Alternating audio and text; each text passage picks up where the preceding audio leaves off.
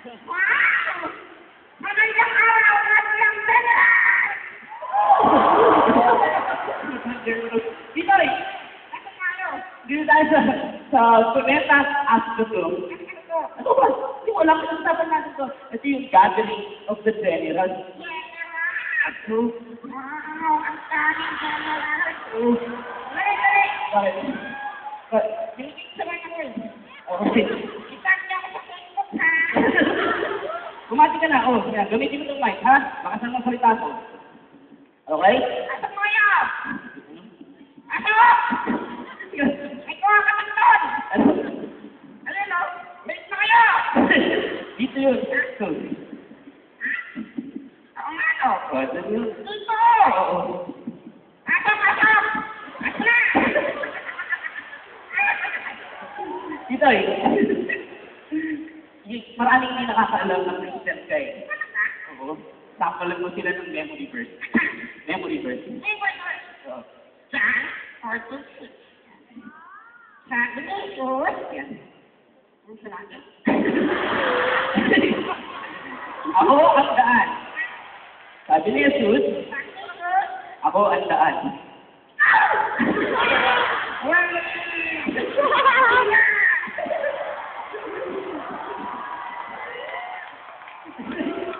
Hindi ako. Si Tita. Oo. Ang katotohanan at ang buhay. Ang katotohanan? Katotohanan. Totoo. Yan. At ang buhay. Yan ang buhay. Walang makakapunta sa Ama kundi sa pamamagitan ko. Tama. Wala.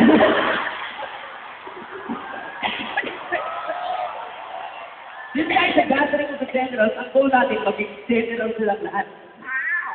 Paano ba yun? Ako gusto ko niyan, general. Well, anong secret para maging general ni Jesus? Kailangan, lagi mo yan tayo. Sige, paano? Bakit? Ito lang ang puppet na nag-spray, ha? Quiet! Mag-quiet! Sorry. Okay, go. Lord? Lord? Ayan.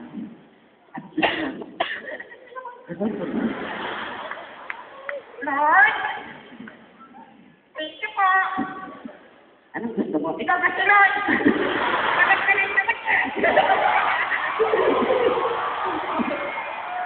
Lord, no? Lord, Ayan. thank you po. Sige po. Gusto mo nito. Ba? Ingatan mo po Ayan. ang mga gusto nito. Wow. Lalo na po ang mga pastor. Wow. At saka ingatan mo po si Tito Robert. Ay, thank you. At saka higit po sa lahat, ingatan mo po ang sarili mo. Ano? Lord, nag-ingat ako.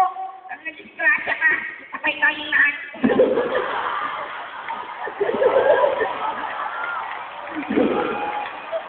Ano ba? Hindi pwedeng na-disgrasya si Lord. Mag-shirt na. Mag-shirt. General ka, hindi ka mag-shirt. Puro ka ng Alam nyo, avid fan ako ni Filipiansi. Kilala mo si Filipiansi.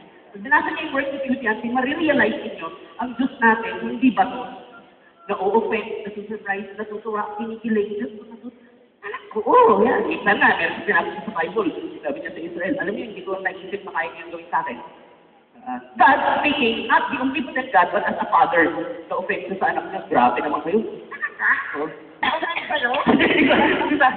Sa Israel, ayan. Kaya dapat i-express natin yung love natin, adoration natin sa Kanya.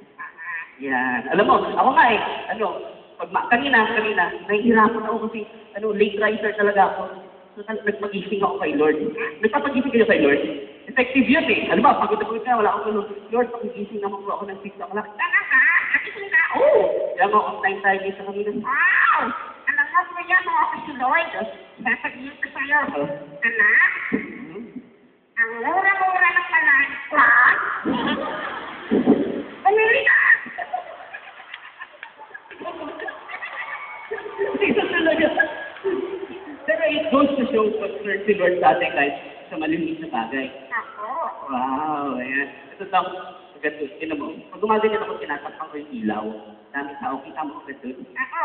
Ay, isa na ako. Nakakalisyaw. Oh. Kwento namin sa kanila yung isa sa mga vision natin. Yung kwento sa ni Lolo. So, usapin ko yung mga magulang na. At yung mga kabataan. Mga kabataan, taas ang kamay.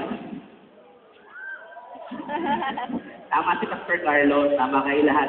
Alam nyo, sa context ng Bible, particularly sa Old Testament, pag sinabing bata, 30 plus. Di ba? Nung panahon namin, ang Ilang taon ka na? Ilang taon ka na? Ayaw. 32. Oh, first na pala ka na? Oh, yung panahon namin, 15-year-old, nagtitiko pa, di ba? Ngayon, 10-year-old, nag-iiba eh. Nag-iiba. Pero sa context ng Bible, kabataan, mga 30-something yan. Kaya tayo, mga kabataan tayo lahat. Amen! Yan. Okay. Ano sa parto? Yung sinabi ko, kausapin ninyo yung mga anak ninyo, lalo na bago matulog. Crucial po yun. Crucial. Why? Pag tulog ng anak ninyo, 8 hours tulog. Kayo ang kasama kahit hindi nyo katabi. Basta kinausap nyo muna. Kami, ang mapalaki sa amin, babasa kami ng Bible bago matulog. Tapos sa tabi ng unan yung Bible, magising, yun din ang una namin nakikita. Oo, yan. Okay. Kwento mo sa kanila yung kinikwento sa'yo ng lolo mo. Sige, para sa lahat ng general. Ang tawag doon? Ang kwento ni Lolo. Kailan na yung lolo niya? Sa Philippines Got Talent. Kumanta ng tayo yung mga Pinoy. Yan. Ready? Ang kwento ni Lolo. Ikaw.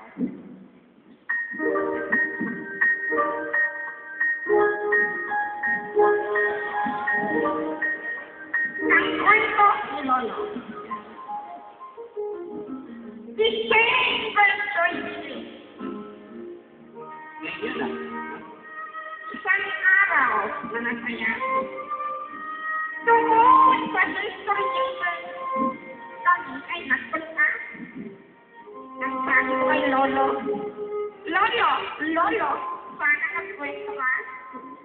At nagkwento si Lolo. Anong sabi? Nagkwento ni Lolo. December 20. Isang araw na nasaya.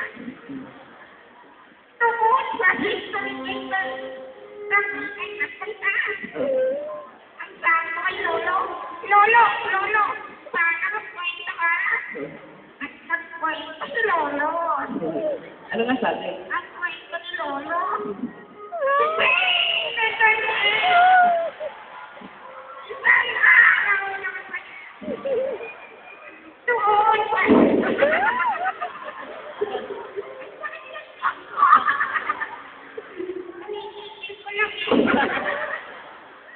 Ano ka ba? Ang galing ng kwento. tungkol sa history paper. Ay, nagpunta. Sandali! Awat na! Awat. Ang sabi ko kay Lolo, sana magkwento ka. Oo nga. Tuloy mo na nga yun. At nagkwento si Lolo. Ano nga yun? Ang kwento ni Lolo. December 20.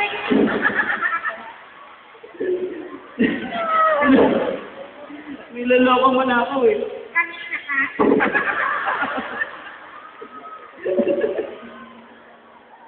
Bakit ganun yung kwento mo? Ba't ganun yung kwento mo tungkol sa history makers? Paulit-ulit, hindi natatapos. Kasi po, kakambit ang blessing sa akin ni Lord.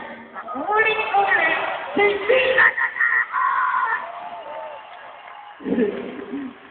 Ako po si Ruther from Manila. Ako po si Peter from Maleta. I'm gonna, my time is up. Before I go, if there's anything I would love for you to remember me by, is this. Peter here has been my identity wherever I go. People invite me over because of this. I was a youth pastor for 2 years and I was for some reason, ako na nag-support sa family ko, I had to leave the church work. Eventually, I appreciate so much to discover that secular work done for the Lord is full-time work, full-time ministry. You believe that? You believe that? Remember Daniel, he was in the most corrupt government in his time, but he served as an around. Diba? Kung hindi ako dito napunta, nandito ba ako? If I did not become a ventriloquist by profession, I won't be here. Nandun lang ako sa maliit na church namin. Hindi niyo ako makikita dito. Kahit saan ko tingnan, dito talaga ako sa nila ni Lord. Kinabig-kabig niya ako, kinabig-kabig. Yung sitwasyon ko, iniba-iba ako para dito mapunta. And I'm so proud to say, now, we took the risk. Pastor Carlo, you remember? Take a chance, risk it all. And that's what we did. And here we are right now, encouraging you all. God has given us the talent, God has given us the capacity, the capability, the vision. Si David, binigyan siya ng slingshot. Mula pa ng pagkabata, yun ang ginagawa niya. 12-year-old ako, puppeteer na ako sa Sunday school. Kaya ko mag-preach, kaya ko mag-drum, kaya ko do a lot of things. Pero mula ng pagkabata, ito talaga ang pinagawa sa akin ni Lord. I'm here to challenge you. Si Lord ang gumawa ng lahat. Si Satan inaagaw, ninanakaw lang niya. Bawi tayo ng bawi. Magaling ka kumanta ka para si Lord. Magaling ka mag-poetry, magaling ka mag-tumbling ka para si Lord. Okay, the Lord is going to use you kung saan kanya pinalakan mula na pagkabata. Sinuutan ng armor si David, sabi niya, ayoko po. Yun yung standard eh. Ito standard, ito ang method. Ayoko. Ito lang sa akin tirador. Kasi mula pa pagkabata, di na ako magaling eh. Kuha niyo? Tingnan niyo to. Pag tinastas niyo to, tela lang to eh. Pero pag hawak mo na, much like all of us, lupa lang tayo eh. Putik lang tayo. Pero pag hawak na tayo ni Lord. Remember me by that. God bless you all. God bless you all. God bless you.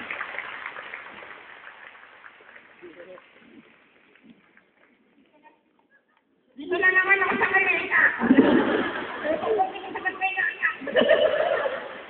God bless everyone. God bless General.